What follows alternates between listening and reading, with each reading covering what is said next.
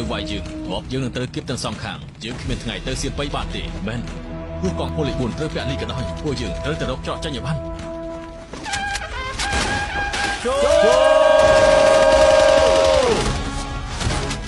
ទ័ពរណសិរ្សកំពុងតែជួបបញ្ហាធំហើយបាយយាយរាយការណ៍ទៅលោកប្រធានទទួលបញ្ជា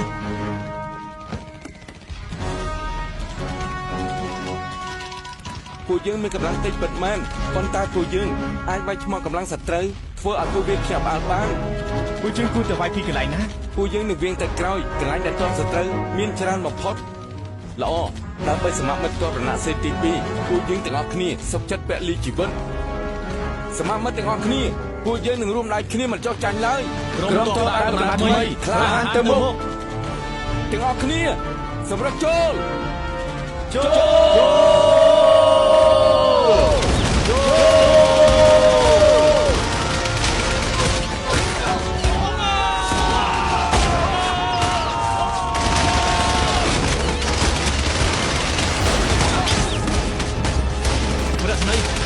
មានរឿងស្រួលហើយ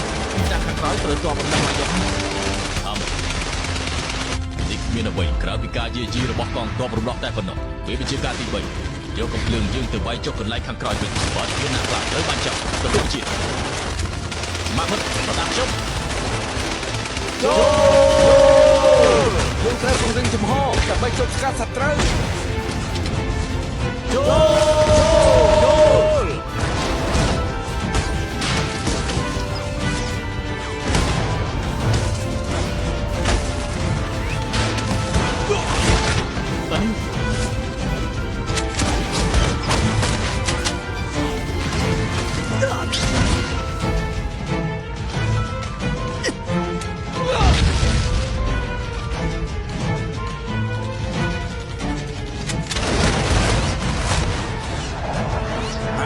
ពួនទៅ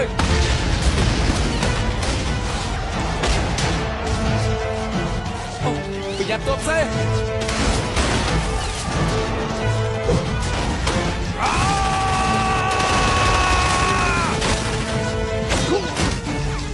ខំលេង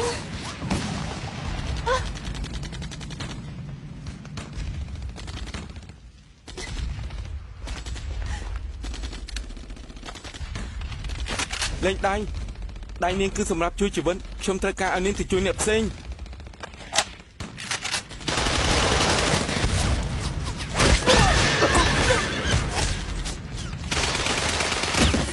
សមាមិត្តឆៃមើលគ្រាប់ផងដើម្បីទប់ទល់នឹងការវាយរបស់សត្រូវអាស៊ីវពួកយើងអស់គ្រាប់ហើយទាំងអស់គ្នាប្រាជ្ញពូតុងទៅ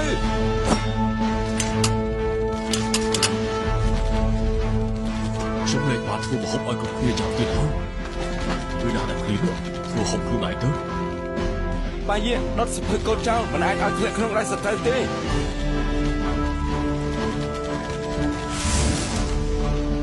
ត្រូវមកទៀតហើយឯងនៅទីនេះការពារលឺចៅលឺទេខ្ញុំនឹងចូលពលីជាមួយបងដែរត្រូវស្ដាប់តាមបញ្ជាបាទឡងត្រែសម្រាប់យើងទៅក្រុមទ័ពដើរកំណត់ថ្មីក្លាហានទៅមុខ